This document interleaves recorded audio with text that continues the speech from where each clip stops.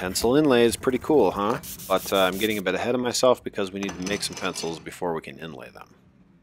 So now that the pencil tool pre-sale is over and I actually ship these out right away, price point is higher, but the bonus is that it also comes with this better spacer. This is an aluminum spacer that lets you first set up the blanks and then also set the height of the router bit to cut the half circle recess for the lead, which is probably the most fiddly part of the process. So this is an improvement. There is a reason why you're paying a bit more. If you got one of the early ones and you'd like one of these, if you buy $30, which was the price increase, if you buy $30 worth of accessories, I'll just throw one in for free. So I'm using holly for these pencils, and I think holly is a really good wood to make pencils out of. From my experience so far, it looks really good with that light color. It's very easy to cut and hand plane.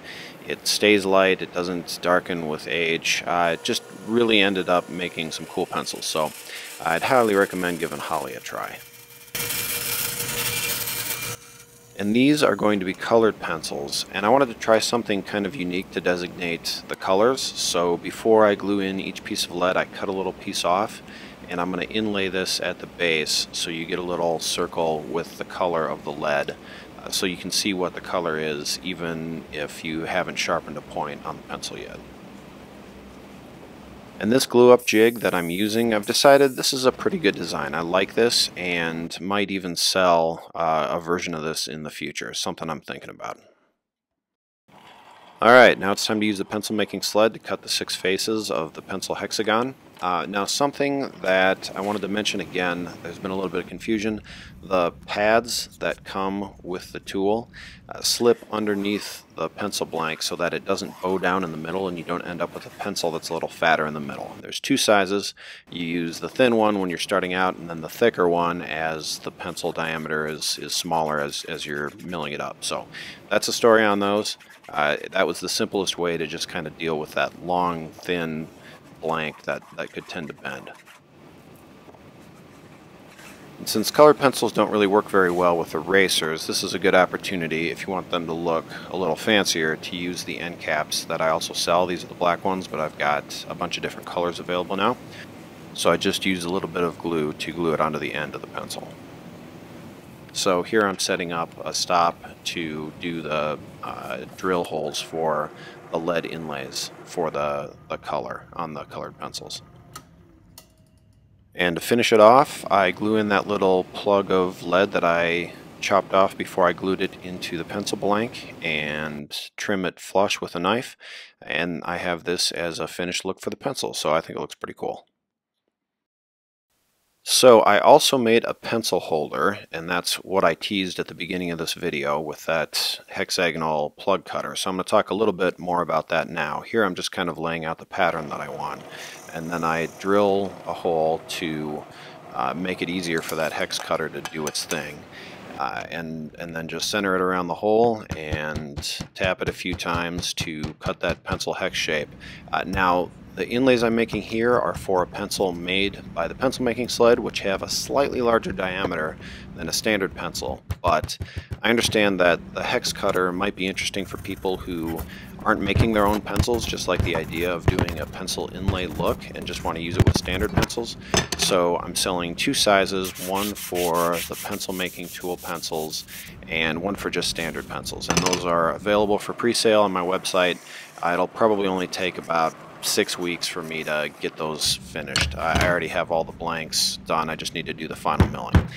So here I'm going to be using the smaller size for standard pencils that I'm cutting right here, and they're actually through inlays, which is a little trickier because you need a crisp hexagonal cut on both sides, but it can be done and it turned out pretty good. So I think this is a cool pencil holder made out of pencils with pencil cross sections shown, and I can't say pencil anymore, so yeah, there it is.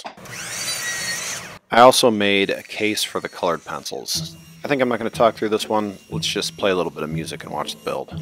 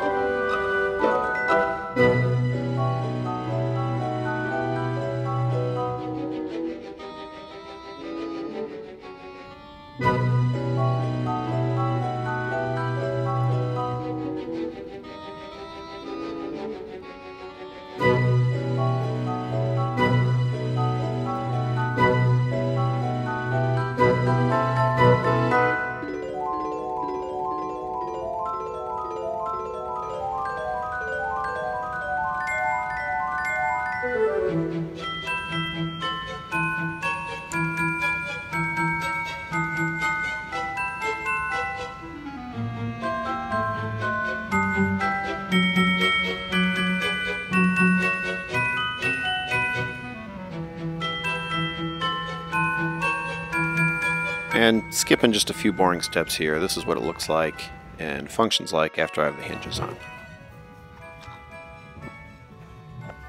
And lastly, we'll finish this off by the final touches on the graphite pencils that I made. So I'm putting erasers into the eraser ferrules that I sell. This is the red one, but I've got a bunch of different colors, including a titanium one, which is very cool.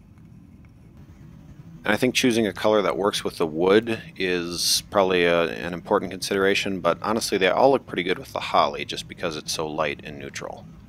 So the piece of lead trick I used for the colored pencil certainly wouldn't work for graphite, so I printed the actual hardness of the lead on the back of sticker paper, which is tacky and transfers the ink without any solvents if you turn it around and press it on the pencil.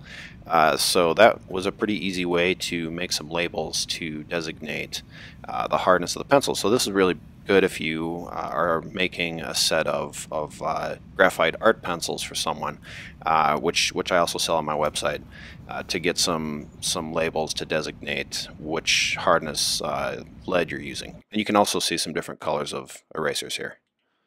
So that's it. This video was really my attempt to show kind of the full scope of what the pencil making tool, the potential for it to make unique pencils and pencil related stuff. So there's lots of more ideas out there, but this was my best attempt at it for now.